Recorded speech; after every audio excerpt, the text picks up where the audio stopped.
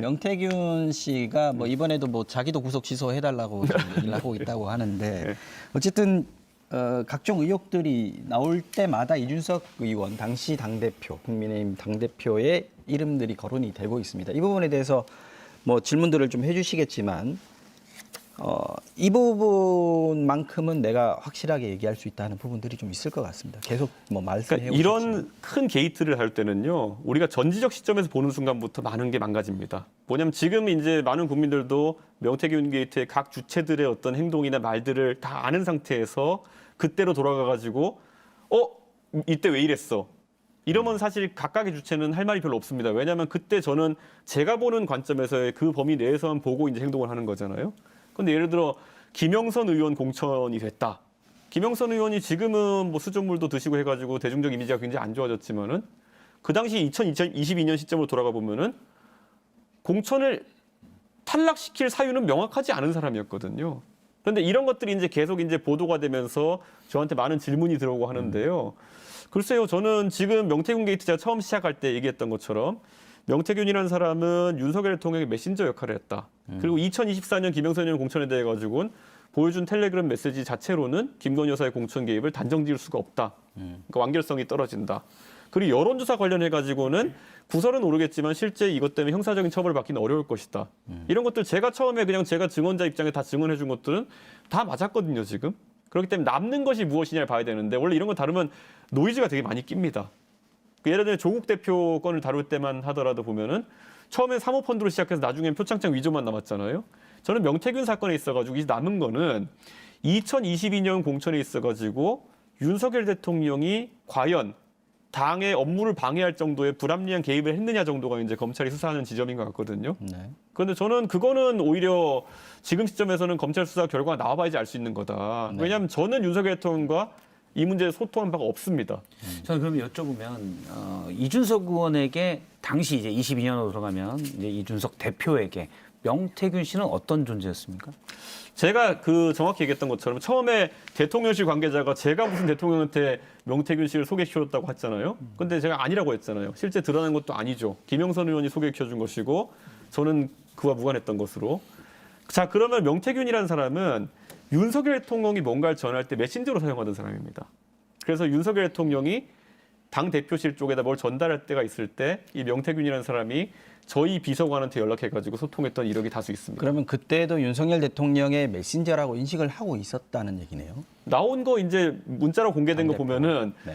그 다 안 보신 분도 있겠지만은 저한테 문자 보내가지고 대통령한테 사과하라고 하는 게 있어요.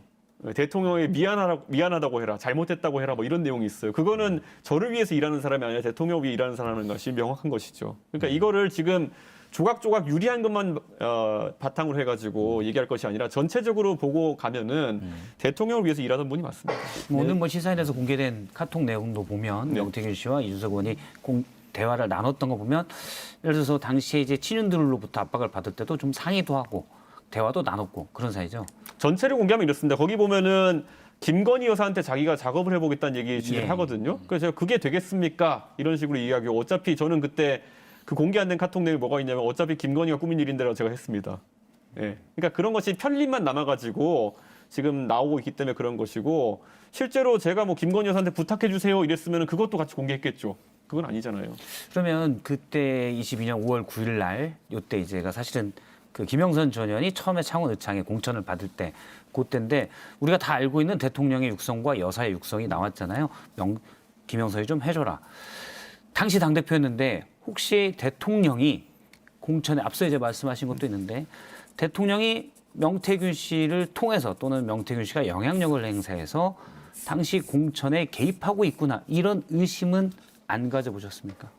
저는 대통령이 예를 들어 윤상현 그 당시 공관위원장과 소통을 하고 있을 수 있다는 생각을 했지만은 네. 제가 뭐 도청하는 것도 아니고 어떻게 알겠습니까? 그래서 그거는 뭐 제가 인지한 바는 없습니다. 의심을 해볼 수 있겠죠. 당연히 대통령이 정치에 관심이 많고 여러 공천에 대해 관심이 많을 것은 알고 있지만 어떤 경로로 하는지는 나름 본인도 검사인데 티 안 나게 하지 않았겠습니까? 근데 이제 의견 개진과 사실 공천 개입이 다른 문제여서 박근혜 전 대통령 같은 경우는 예. 이미 공천 개입으로 실형을 받았잖아요. 그럼 당시 상의도 했고 또 대통령과 명태균 씨의 관계를 어느 정도 알고 있었다면 그 특히 김영선 전 의원의 공천 관련돼서도 사실은 이준석 의원이 당시 대표로서 얘기를 나눈 적도 있어서 전략적인 그러니까 원론 수준의 얘기라고는 했지만 그러면 왜냐하면 이준석 의원은 사실은 개혁을 얘기하는 분이었기 때문에 그러면 어떻게 보면 뭐 의심입니다. 그냥 대통령이 공천에 광범위하게 개입하는 것 아닌가라고 의심할 수 있고 그러면 이런 구태는 없어져야 되는 것 아닌가라고 생각할 수 있을 것 같아서 여쭤보는 질문입니다. 혹시 그런 징후들은 없었는지? 제가 그걸 만약에 도청을 해가지고 알고 있었다면 뭐라 했겠죠. 제가 사실 대통령이 선거 과정에서 뭐 잘못하는 게 있을 때마다 뭐라 하다 쫓겨난 거 아닙니까? 근데 지금 그 상황에서 제가 자꾸 아까 제가 말했던 전지적 시점으로 지금 명태균과 윤석열 대통령 간에 있었던 녹취를 가지고 네가 알았냐 이걸 지금 계속 질문하는 거잖아요. 저한테. 제가 도청하지 않는 한 모르죠. 그거는. 명태균 씨는 당시 김영선 전 의원 공천에 목숨을 걸다시피 한 것처럼 보이잖아요. 그럼 당시 이준석 대표에게 명태균 씨가 대통령이랑 김건희 여사한테 얘기했으니까 좀 올라오면은 여러 가지 잘 좀 봐줘라, 공천 줘라. 그런 부탁 받은 적 없어요? 부탁은 했지만은 저희한테는 그 권한이 없습니다. 그래서 제가 그때 뭐 자기가 뭐 자료 같은 걸 만들어 왔을 때 이거 나한테 하지 말고 저 공관위에 갖다 줘라. 이렇게 얘기했던 게 또 나온 거 아닙니까? 제 말은 네. 명태균 씨가 이준석 당시 대표에게 내가 윤석열 당선인이나 김건희 여사에게 얘기해 놨으니 도와줘라.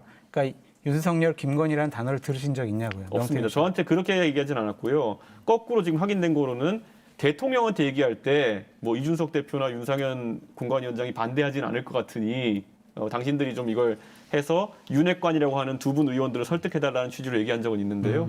이 반대 경로는 지금까지 얘기한 적 없습니다.